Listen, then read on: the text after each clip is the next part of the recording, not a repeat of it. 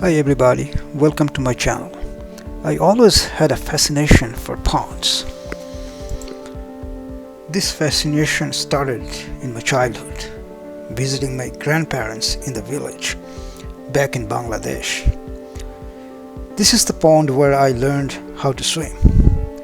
Not a koi pond, a bathing pond that had fish in it.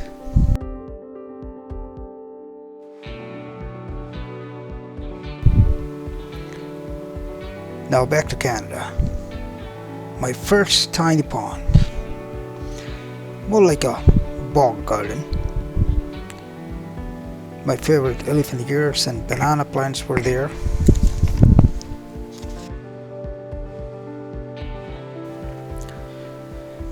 My second pond was extended from my tiny one.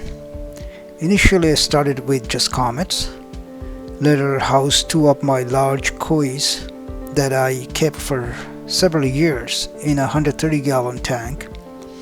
I had to sell both of them when I changed house. I also built an indoor pond in my basement. We'll do a clip on that later, just in case any of you are interested and would like to know how you can make one.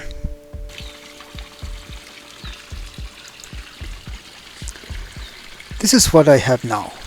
My backyard faces the woods, so plenty of animals of prey like raccoons, muskrats, herons. I lost my first batch of kois, 2-year-olds, to muskrat. Didn't have the net at that time, wasn't aware that this could happen. Anyway, after putting the net, I actually caught one muskrat. I let it go, and then got another batch of fish. This pond I built myself. Edges are high to discourage raccoons, net for herons and muskrats.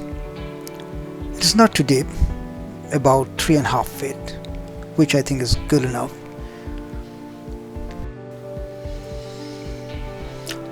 I really love water lilies and water lettuce and water hyacinths.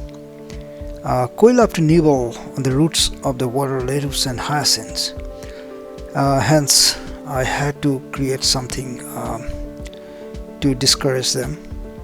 These round ones were netted underneath. This year, however, I decided not to go for the water lettuce and water hyacinths. I have many water lilies though, different kinds. We'll do a clip on my water lilies soon.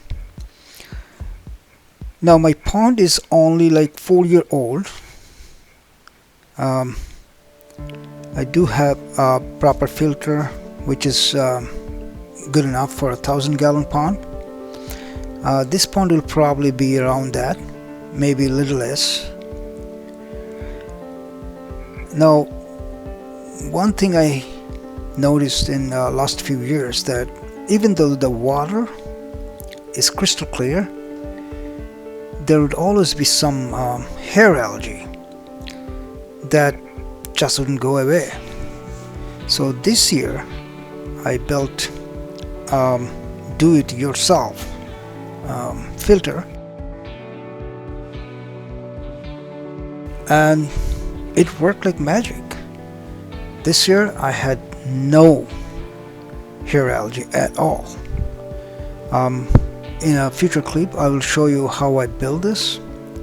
It cost me practically nothing, but as I said, it worked really well.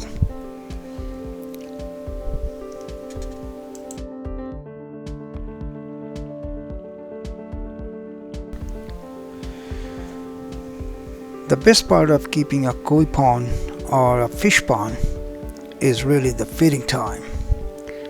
My kois are smaller and they're really fun to watch, especially during the feeding time.